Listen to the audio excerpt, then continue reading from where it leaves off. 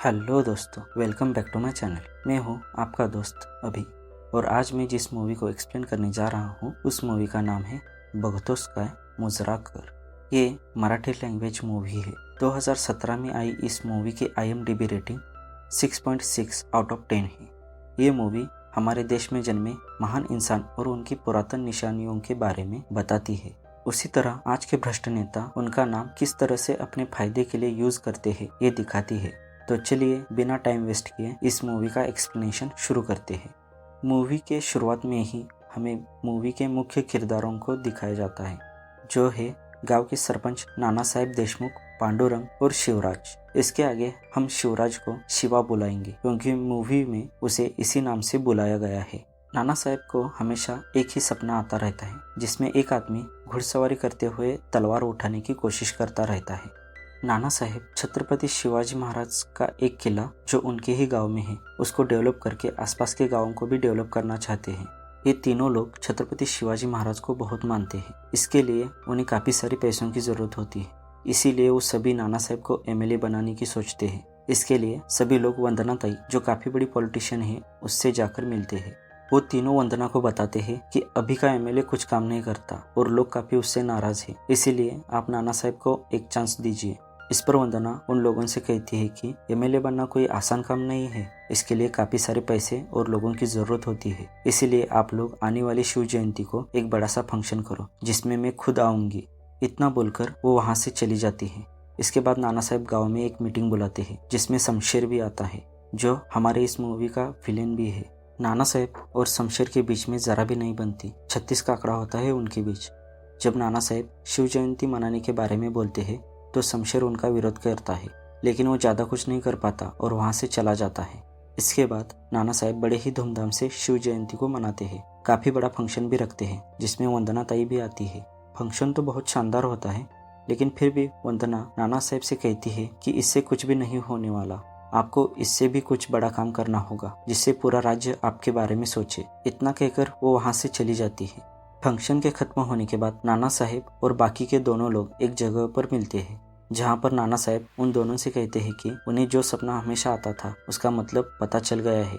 सपने का मतलब है कि उन्हें छत्रपति शिवाजी महाराज की जो तलवार लंदन में है उसे भारत लाना होगा। ऐसा करने से उन्हें MLA का टिकट भी मिल जाएगा। आगे सभी लोग उस तलवार के बारे में इंफॉर्मेशन जुटाने में लग जाते हैं। कुछ इंफॉर्मेशन जुटाने के बाद वो सभी लोग पासपोर्ट और पैसों की जुगाड़ में लग जाते हैं, लेकिन उनके पास पैसे नहीं होते, इसीलिए नाना साहेब अपनी थोड़ी सी जमीन बेच देते हैं। लेकिन ये सभी बातें शिवा अपनी गर्लफ्रेंड को बताता है, जो शमशेर की बहन होती है, और वो जाके सभी बात अपने भाई को बताती है। इसी बात का फायदा उठाते हुए शमशेर चौराहे पर खड़े होकर नाना साहेब पर भ्रष्टाचार के आरोप लगाता है। ये सुनकर पांडुरंग सभी लोगों से ये झूठ बोलता है कि हम लोग अपने पैसों से लंदन जा रहे हैं ताकि वहाँ पर जो दूध की फैक्ट्रीज है उनके बारे में जान सके और उससे गाँव की भलाई हो जाए। इसके बाद शमशेर उन तीनों को धमकी देकर वहां से निकल जाता है। इसके बाद नाना साहेब और बाकी के दोनों ये तय करते हैं कि वो लोग उस तलवार को चुरा के लाएंगे और इसीलिए वो तीनों चोरी की प्लानिंग करने लगते हैं। ये काफी फनी सीन है। इन सभी बातों की वजह से नाना साहेब की बीबी काफी गुस्सा होती रहती है। खैर आखिरकार उन तीनों का पासपोर्ट और वीजा आ जाता है और वो तीनों लंदन के लिए निकल जाते हैं। दूसरे दिन नाना साहेब और वो दोनों अपने ग्रुप के साथ लंदन घूमने के लिए चले जाते हैं, लेकिन वहाँ पर प्लान के अकॉर्डिंग कुछ बहाना करके वहाँ से निकल जाते हैं और तलवार चुराने के लिए निकल पड़ते हैं। लेकिन रेलवे स्टेशन पर नाना साहेब उन दोनों से अलग हो जाते हैं। खुशकिस्मती से नाना साहेब को वहाँ पर एक लड़की मिल जाती है जो मराठी भाषा जानती है। वो नाना साहेब की मदद करती है और फिर एक बार नाना साहेब अपने दोनों दोस्तों से मिल पाते हैं। उस लड़की का नाम होता है दुर्गा। अब वो तीनों दुर्गा को लेकर म्यूजियम में तलवार चुराने के लिए जाते हैं। तभी वो लोग वहां पर देखते हैं कि पुलिस एक आदमी को पकड़कर ले जा रही होती है।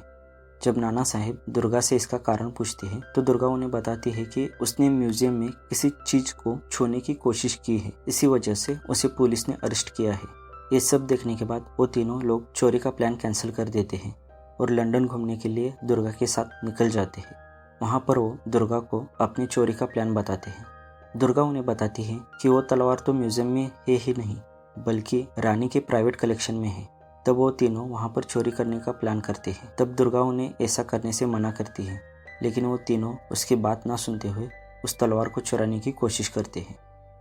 अगले सीन में हमें दिखाया जाता है कि वो तीनों तलवार लेकर अपने गांव में वापस आ जाते हैं। छत्रपति शिवाजी महाराज की तलवार इन्होंने वापस लाई है, ये बात सब जगह फैल जाती है।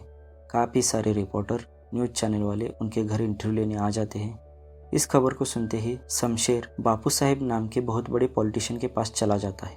बापू साहेब शमशेर को सच्चाई के बारे में पता लगाने के लिए कहता है।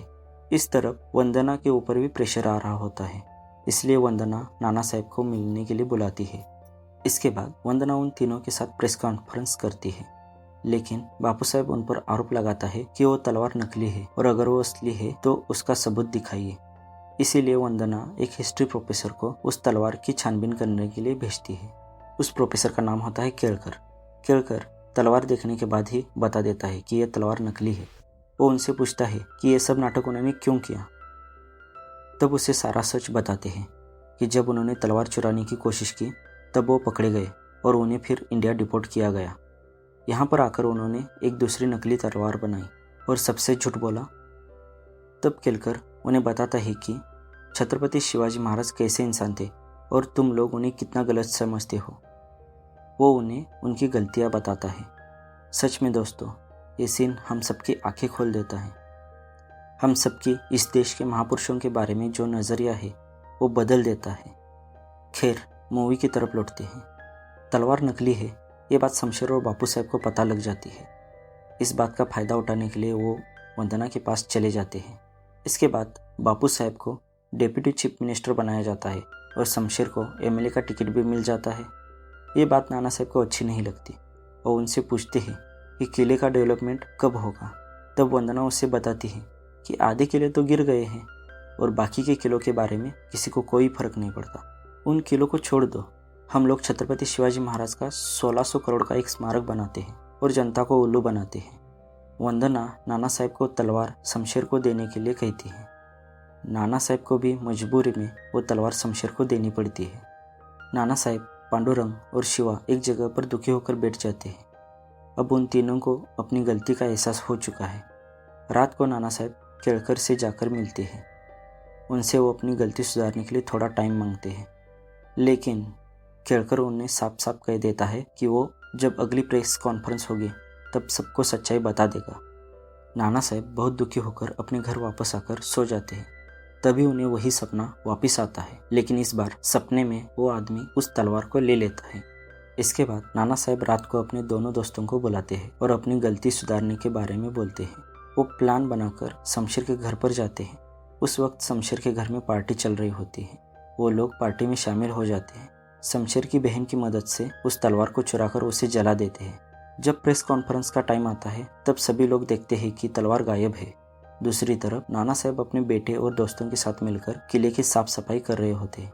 तभी वहाँ पर केळकर आता है। वो सभी लोग उससे फिर से माफ़ी मांगते हैं। केळकर उन सभी को माफ़ कर देता है और उन्हें मदद करने का वादा भी करता है। इसके बाद केळकर वहाँ से निकल जाता है। बाद में गांव के काफ़ी सारे लोग उनकी मदद करने के लिए आ जाते हैं। यहीं पर यह मूवी खत्म हो जाती है। ये मूवी हमें हमारे देश के महापुरुषों के बारे में एक अलग तरीके से सोचने के लिए मजबूर कर देती है। हमें ये दिखाती है कि हमारा जो इतिहास है और जो पुरातन निशानियाँ और सांस्कृतिक धरोहर है उसे बचाना हमारी ही जिम्मेदारी है। मैं आपको ये गुजारिश करूँगा कि ये मूवी आप ज़रूर देखें। अगर आपको ये वीडियो अच्छा लगा हो तो इस चैनल को सब्सक्राइब करें, वीडियो को लाइक करें और अपने दोस्तों के साथ इसे शेयर करें। इसी के साथ मैं आपसे इजाज़त चाहता हूँ। आपका दिन शुभ हो।